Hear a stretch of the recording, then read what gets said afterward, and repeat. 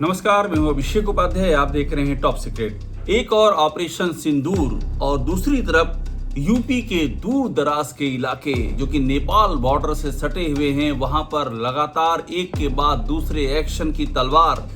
सवाल ये उठ रहा है कि आखिरकार ये कनेक्शन क्या है और जो कार्रवाई हो रही उस पर आप ध्यान दीजिए। वहां के लोग बता रहे हैं, जो नेपाल बॉर्डर में रहने वाले लोग हैं, कि ऐसा तो भूतो ना भविष्यति, ऐसा पहले कभी नहीं हुआ था। पहले हम आपको एक्शन बता दें कि वो क्या हुआ है कि सबकी निगाहें इस समय बहुत ही ज़्यादा कौतूहल से भरी हुई हैं। कौतूहल का आशय यूँ समझिए कि लोग जो है बड़े ही हैरानी के साथ में देख रहे हैं ये जो हो रहा है, और उसके बारे में बातें कर रहे हैं कि ये क्यों हो रहा है, पीछे का आखिरकार इंटेलिजेंस क्या है जिससे कि एजेंसियों के कान खड़े हैं, जिससे कि एजेंसियां चौकन्नी हैं। तो हुआ यूं है कि यूपी में 225 अवैध मदरसे, आप संख्या पे ध्यान दीजिएगा, 225 अवैध मदरसे, 30 मस्जिद, 25 मजार और साथ में 6 ईदगाह, इनको हटा दिया गया है, इनको ढा दिया गया है।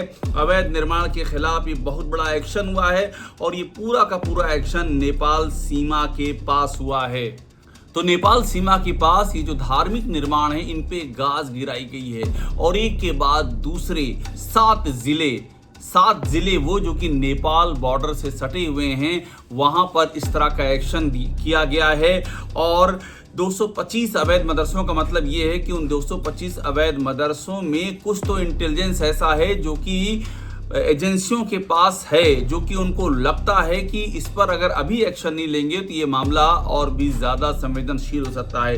30 मस्जिद, 25 मजार, 6 ईदगाह। जानकारी ये मिली है कि आईएसआई की एक बड़ी साजिश चल रही है कि भारत के अंदर घुसपैठ करने की, ऑपरेशन सिंदूर का बदला लेने की, और उसके लिए जो रूट चुना है आईएसआई ने, वो रूट है नेपाल रूट। और इसीलिए नेपाल रूट पर एजेंसियां बेहद ही अलर्ट हैं। और जो आईएसआई की योजना है वो ये है कि ये जो धार्मिक स्थल हैं, जो धार्मिक निर्माण है, इनके जरिए घुसपैठ की जाए, क्योंकि यहाँ पर सवाल भी नहीं उठेंगे और इसके जरिए रेडिकलाइज करना, यानी कि युवाओं को उनके जहन में भारत के खिलाफ जहर भरना, उनको तैयार करना भारत के अंदर अतिवादी और उग्रवादी कार्रवाइयों के लिए, ये सारे इनपुट मिले हैं। और मैं आपको बताऊं, इसके पहले नेपाल का जो बांका जिला है, वहाँ फुलटेकरा, वहाँ जो मदरसा है, उस पर भी एजेंसियों की नज़र है।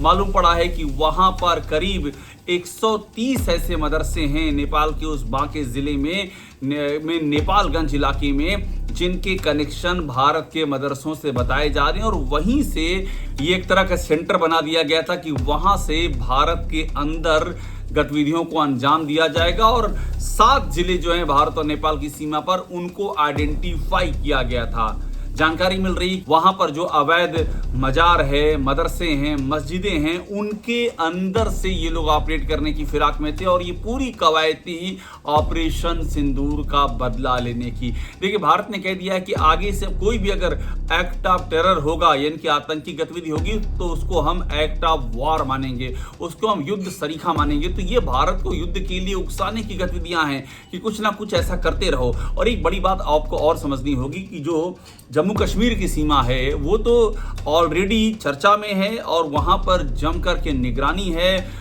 वहां पर तारबंदी है, वहां पर बीएसएफ तैनात है, वहां पर आर्मी है। वहां किसी को घुसने की दुस्साहस नहीं कर पा रहा है। जो आतंकियों के स्लीपर सेल और मॉड्यूल हैं, घुसपैठ में काफी कमी आई है। तो जो भारत और नेपाल की जो खुली सीमा है, उनकी निगाहें इस सीमा पर हैं, जो यूपी के 7 जिलों में फैली हुई हैं। और इसीलिए ये कार्रवाई बेहद ही अहम हो जाती है।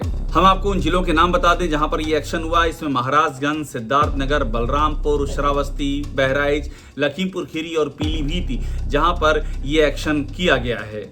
अकेले महाराजगंज की बात करें, महाराजगंज जो कि नेपाल बॉर्डर से एकदम सटा हुआ है और जहां पर सोनौली बॉर्डर है, नेपाल में एंट्री का बहुत ही चर्चित रूट है, वहां पर अब तक 29 मदरसों के खिलाफ 9 मस्जिदें, एक ही जिले में, एक ही बॉर्डर पर 9 मस्जिदें, 7 मजार और 1 ईदगाह के खिलाफ ये एक्शन हो चुका है। और इसी तरह से 7 जिलों में इस तरह के एक्शन लिए जा रहे हैं।